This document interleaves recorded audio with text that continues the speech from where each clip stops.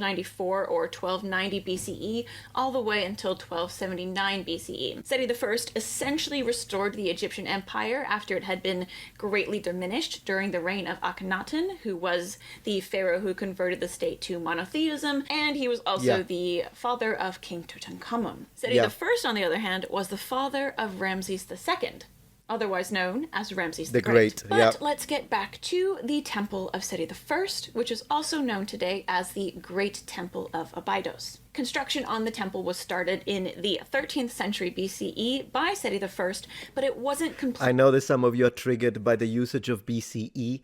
I don't see the needs for it. I've even made a video about it where I have committed for the rest of my life to use BC AD. And in fact, when on my tomb, on my grave, I want them to write, he was born in AD 1982 and he died in AD. I want AD Anno Domini Nostri Jesu Christi written on that freaking grave, but that's beyond the point. I'm a freedom guy. If you like BCE CE, be my guest. Write it all over your walls. I refuse to do it though. Completed by the time he died. So it was finished and also renovated by his son, Ramses II. We have evidence that Ramses II changed its original design and placed new inscriptions within the temple. That's it. Which brings me to the oh-so-famous hieroglyphs at hand. Let's look at them a little bit more closely, shall we? From top to bottom, it's been noted that this looks like a helicopter. Which it does. This could be a submarine or a tank or sometimes a yacht. I did not remember that she said tank as well. Yeah, okay, we are in agreement. That's a flying tank. Love that. I mean, look, you can even see a little bit of the arm. I'm being sarcastic before people clip it. But I'm saying you can even see at the front, you've got a little bit of armor. This is part of an armored unit. That's my take. This one supposedly is a spaceship or also a submarine, depending on which interpretation you look at. And the one at the bottom is a glider of symbols and concocted theories of alien contact or advanced technology that is now lost to time. Right. Or my favorite is being covered up by modern archaeologists, because we certainly get paid enough to cover things up. If only. And sure, you know, when I was a kid and this sort of stuff would come up on the History Channel, I ate it up.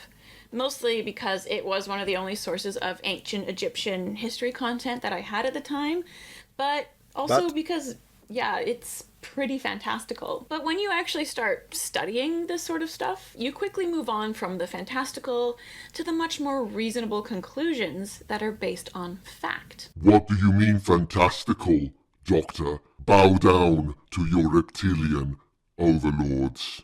I had to do it. So I'm sorry to say to everyone watching that, no, these hieroglyphs are not evidence of advanced ancient technology or aliens.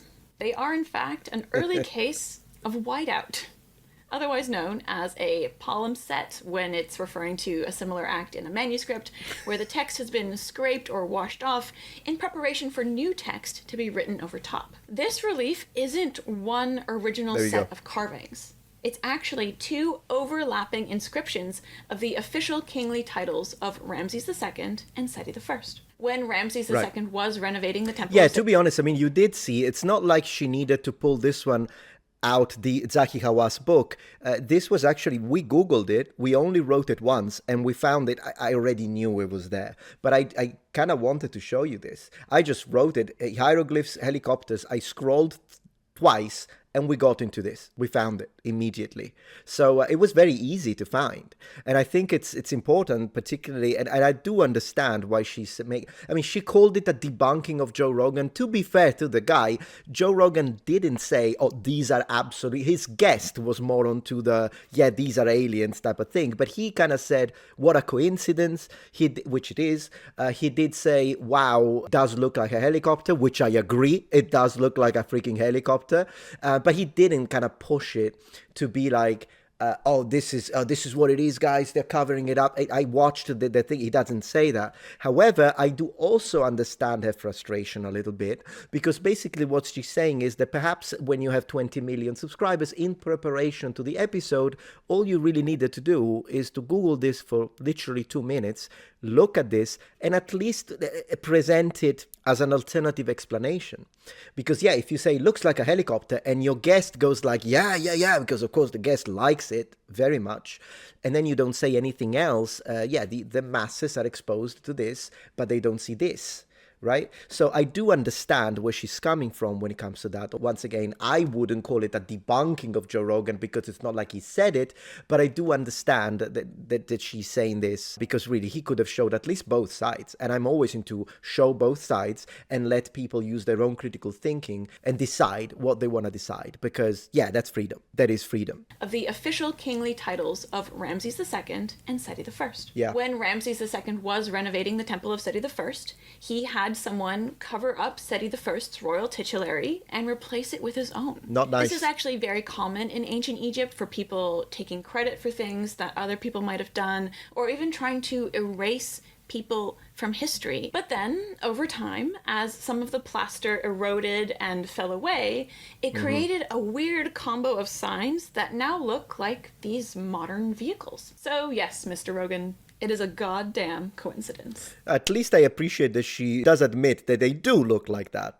which they do. Let's look at what each carving would have said when it was fresh. The initial inscription made during the reign of Seti I would look like this and translate to powerful... Man, that looks like a bow.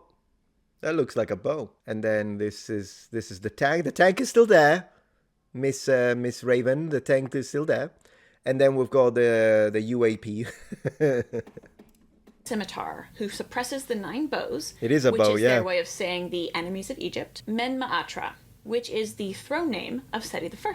Yeah. Next, Ramses II, son of Seti I, filled that in and recarved it with his 2 ladies' name. Yeah, so you can see how you're adding this, and now it looks like there is the kind of what do you the tail end that is connected to a fuselage on a flying vehicle. That's basically part of the second inscription, and then that's be added to this. And then, yeah, this part, as we said, it only adds the little spoiler.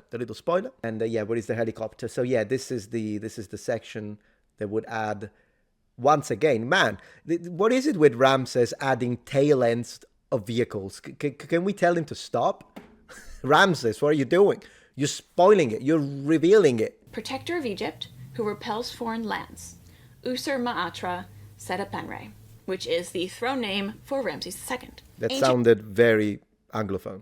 Egyptian rulers had 5 official royal names in their title, so one can see why you would need to reuse the space, because it would take up a lot of room. Not to mention, Ramses could have said, spoiler alert, at least. This segment that we just read out are the 2 ladies' names for each of the pharaohs, respectively. The 2 ladies are the goddesses Wadjet and Nekbet, who were the protectors of unified Egypt. Oh, yeah, the ones that you find, I remember that. And were responsible for establishing the laws, protecting rulers and the Egyptian countryside, and promoting peace. You can see them together on the crowns of ancient Egypt, and the 2 ladies, or Nebti name. Can we take a moment to appreciate how beautiful blue and gold as a combination is? We don't see it very often. It's beautiful. Blue and gold. I'm considering, what could I do? What could I make in blue and gold in here? I don't know, but I'm starting to consider it. Goodness gracious, it looks good.